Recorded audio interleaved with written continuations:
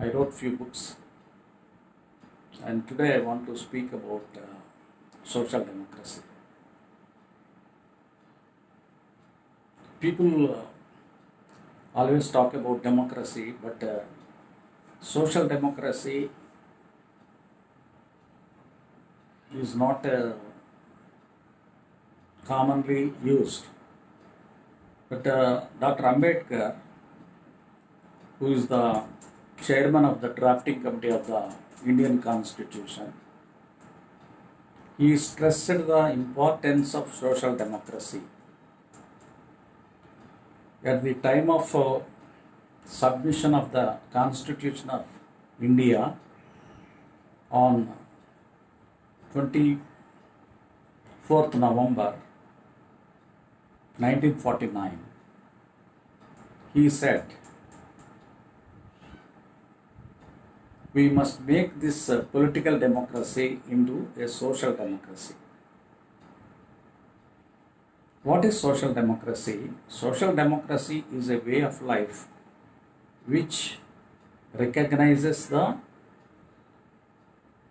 liberty, equality, and fraternity.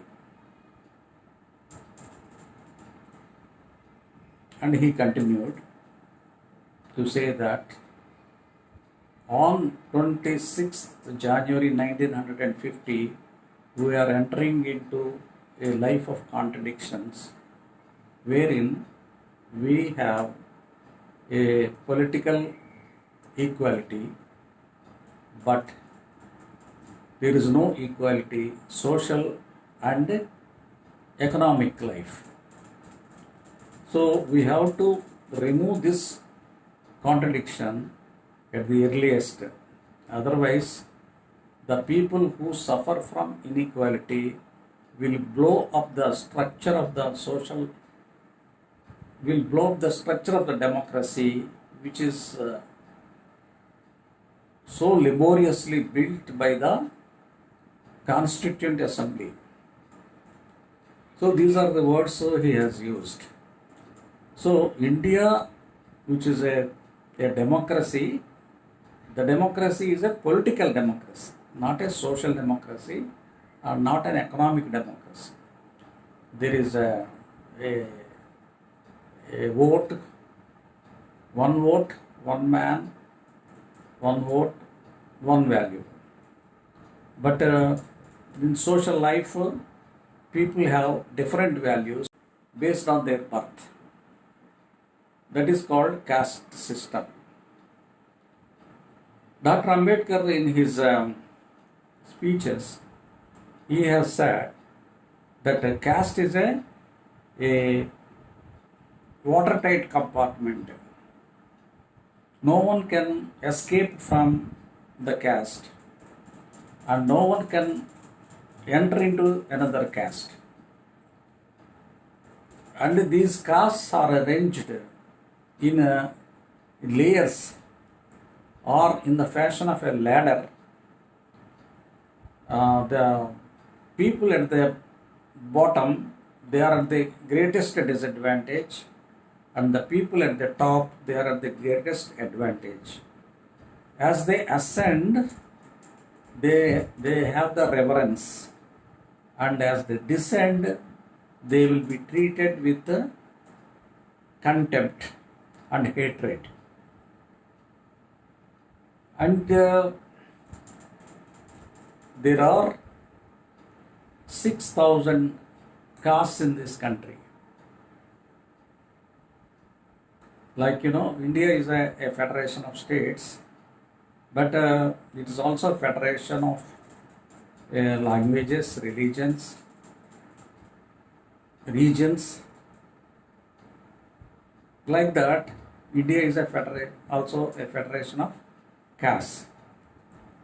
And these castes are not having equal opportunities, and they are not treated equally in every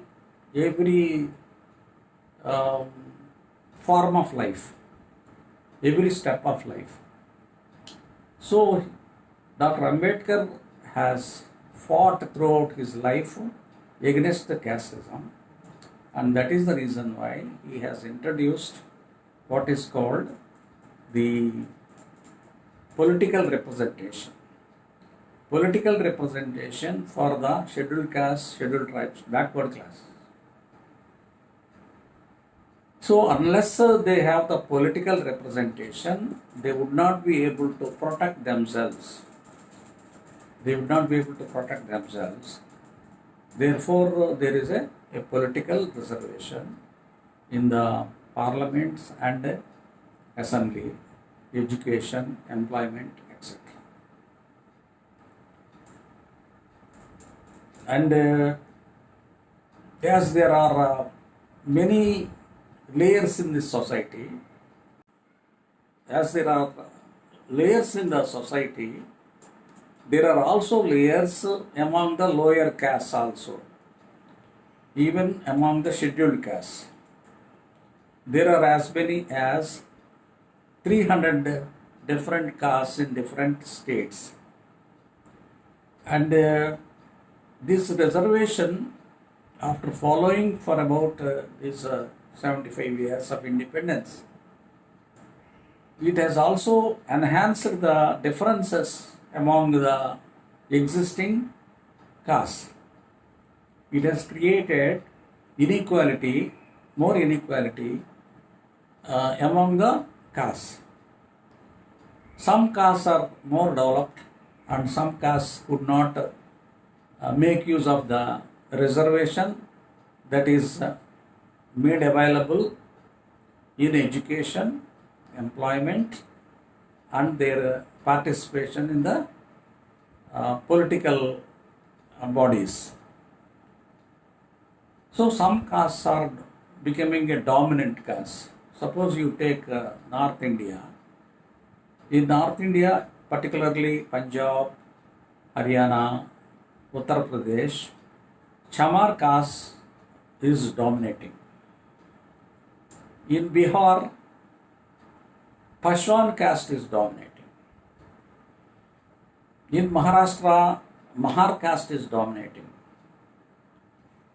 In Andhra Pradesh and Karnataka, Mala caste is dominating. In Tamil Nadu, the Adi Dravida caste is dominating. So among the about 22 crore population, about half of the population, that means about 10 to 12 crores of people, they are unable to make use of the reservations that are provided for the upliftment of the scheduled caste. So the differences is so much, which is very alarming, and the people who are at the disadvantage, they started making their representation to the governments that there is an alarming difference between different castes, and therefore it is the differences must be addressed, and differences can be reduced by classifying various caste groups.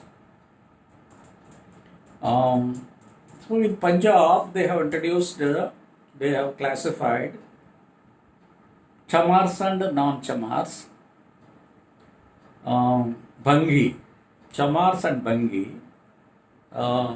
In Punjab, first they have introduced the categorization. They have, and the Bhangis are also getting their share, due share in education, employment, etc. So in the same way, in the backward communities also, when backward caste reservation was introduced, they have classified them into 4 groups depending on their backwardness. So these people in other states also from the scheduled caste, they started making their representations to the government, requesting them to classify or categorize or rationalize the reservations based on their occupations and based on their backwardness. So when such a demand was made in the state of Andhra Pradesh, which actually started in Hyderabad by the highly placed people, because it is they who can understand uh, the status of the people. So government of India during Lal Bahadur Shastri Prime Ministership, it has introduced a committee called Lokur Committee. Lokur Committee has examined the caste, scheduled caste status, and they have identified that some castes have benefited more and some castes have failed to make use of the reservations. So the people who are at the disadvantage, they are gradually marginalized and they are so the most backward among the backward.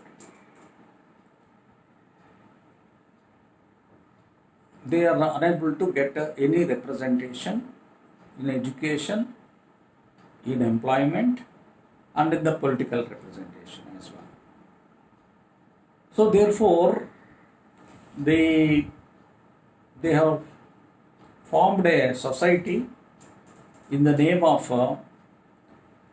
South India Adi Jambava Arundhatiya Welfare Society, and they made a representation to the then Chief Minister Vengal Rao, requesting him to categorize the scheduled caste into grades depending on their backwardness. But that did not give any result. So over the time, the difference has been increasing. The disadvantaged people are becoming more and more disadvantaged, and the advantaged people are becoming more and more advantaged. So that is how the difference kept on increasing. So whenever some selections are taking place, only when one section of people are getting the benefit and the other people are not able to get the benefits. So they started agitation. Earlier they confined themselves only to the class society, people who are at the apex, like the MLAs, MPs, and the higher level officers.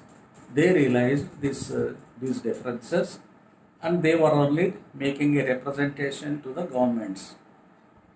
But that became an agitation in the name of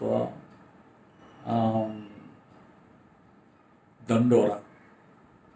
So Dandora movement started around 1994 in Andhra Pradesh, and they started making a very big agitation all across the state, and they made a lot different forms of agitations, and that was these agitations have come to a stage where government could not ignore it, and then it has established a commission which is called Ramachandra Raju Commission, a commission of inquiry to study into the details of the status of the various castes and make recommendation. So Ramachandra Raju, Justice Ramachandra Raju has made a detailed study among the caste developments, various developments that took place over the years, and he has submitted a report stating that it can be categorized as four groups: A, B, C, D, like that.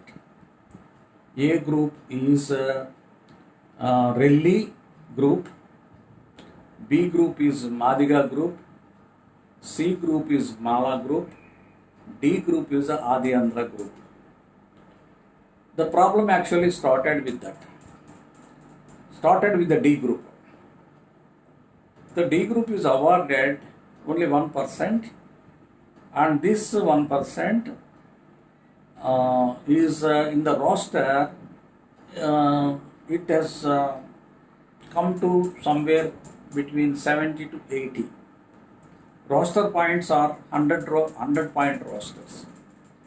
So these people who are in the Adi Andhra, they felt that they are eliminated from the reservation. Why they felt like that?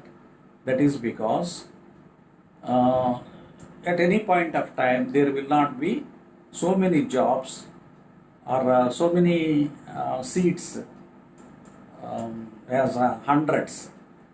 Therefore, the chances of getting into getting an admission or a job will be negligible for them. Hence, they felt that they are eliminated from the reservation. The fact is that Adi Andhra is not a caste. It has only come into the light when Adi Dravida movement came in Tamil Nadu. Tamil scheduled castes, they identified themselves as Adi Dravidas in 1920. When the Tamil untouchables, they identified themselves as Adi Dravida, then because Andhra Pradesh is a part of Madras state, so Telugu people identified themselves as Adi Andhras, which includes Malas and Madigas. So it is not a specific caste name, it is a generic name, and especially those who have developed to some extent, they styled themselves as Adi Andhras, just as they have styled themselves as Adi Dravidas. So these people in Adi Andhra are none other than Malas and Madigas together. So when the Adi Andhra group, which is called a D group, they did not get a proper position, it is they who are offended, and they raised the issue and went to the courts. And it took a long time. There was a legal battle, and they succeeded in Supreme Court that this categorization act is not justifiable. Supreme Court has said that the state has acted extra. State has no power to do the classification on the ground that it has tinkered the constitution. So it has actually used the power which the state has, which state doesn't have. They said, the Supreme Court opined that it is a scheduled caste is a homogeneous. It is a single entity. It has failed to understand, the Supreme Court has failed to understand that it is a group of castes, scheduled castes. It is not scheduled caste. It is a group of castes, and there is a difference among the, just as there are differences among every caste. Dr. Ambedkar has said that there is no caste which is equal to the other caste. All castes are arranged in the form of a ladder. There is one above the other. In Andhra Pradesh, Malas think that they are above Madigas. And Malas, they are more developed than Madigas. So like that, there are differences. There are differences which is very much glaring if one goes into the social geography. Any village, any part of the country, you will find those differences whether they are real or false. So it is quite obvious that the Malas and Madigas are two different castes. Like there are about 300 castes which are grouped as a scheduled caste in the whole of the country. As I have mentioned earlier, so in some states like Uttar Pradesh, the Chamas, in Maharashtra, the Mahars, in Tamil Nadu, it is Adi Dravidas, in Andhra Pradesh, Malas. These are the dominant castes. And in Punjab and Uttar Pradesh, the Bangi caste is at the most disadvantaged. Most disadvantaged. Like that, in Maharashtra, it is the Chambar and Mang castes are at the disadvantage. In Andhra Pradesh, it is Bandiga and Rellis are at the disadvantage. Like that, the differences go on. And what is the way? What is the way to bring about equal opportunity? Depending on the population. Dr. Ambedkar has said in his writings, he has made it very clear that no caste can take the share which is more than the proportion of, say for example, 5% population cannot take 10% quota. So 5% people should get 5% benefit. That is what is the caste democracy. That is what is social democracy. That is what Dr. Ambedkar has fought throughout his life. So any caste, it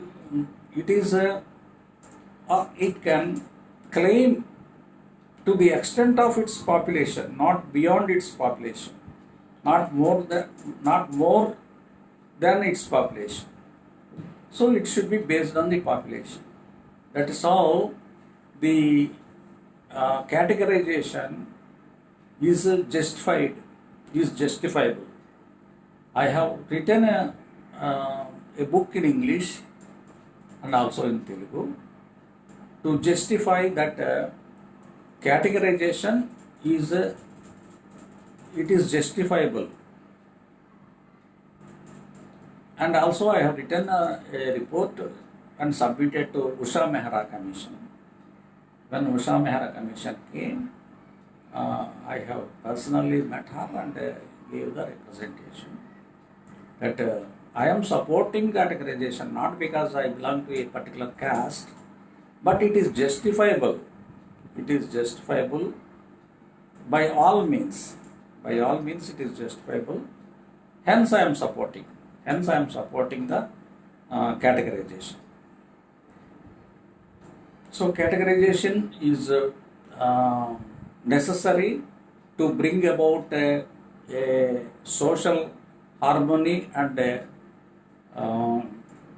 coherence among these the castes which are fighting among themselves, and they took this problem which could have been solved at a lower level, but it has gone to the Supreme Court, and recently the Supreme Court 7-member bench, which includes the Chief Justice of India, Chandrachud, they had a discussion for about a weekdays, but they did not deliver the judgment.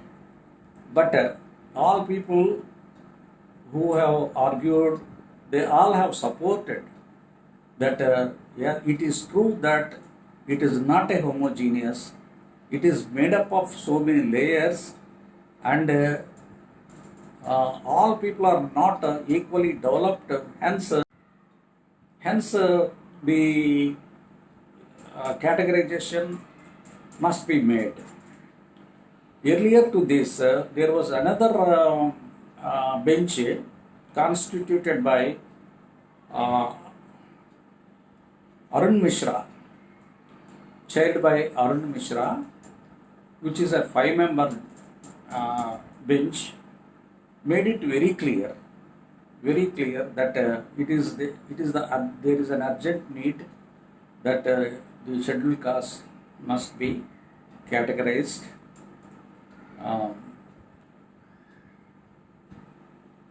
Because it is a 5-member bench which has first cancelled the GO made by the government of Andhra Pradesh. So this Arun Mishra bench is also a 5-member bench. Hence, it cannot have an upper hand over the another 5-member bench, and it recommended for 7-member bench, and the 7-member bench have discussed at length, and all people are of the similar opinion that it is not a homogeneous. There are differences, and the differences can only be resolved by categorizing the reservations. And in the recent past, Prime Minister Narendra Modi, he also addressed in a meeting in Hyderabad. He also said that he will do the justice. So like that, there are several fora where this discussion has taken place, and this agitation has been going on since a very long time. It is high time that this problem has to be solved in the political areas. When they have the political will, it is quite possible that this problem can be solved. There is no party which is against the categorization. All parties are supporting, but because it is not their priority, the problem is not resolved. So they should think about this as a priority. At least after 3 decades of severe, 5 decades of identification of the problem, 5 decades of it is 5 decades after identifying that there are differences in the utilization of the benefits, and the Lopur Commission, which was set up in the year 1965 itself, has recognized. So it is a quite long time to settle the matter. At least now it should be settled with the political will. Thank you.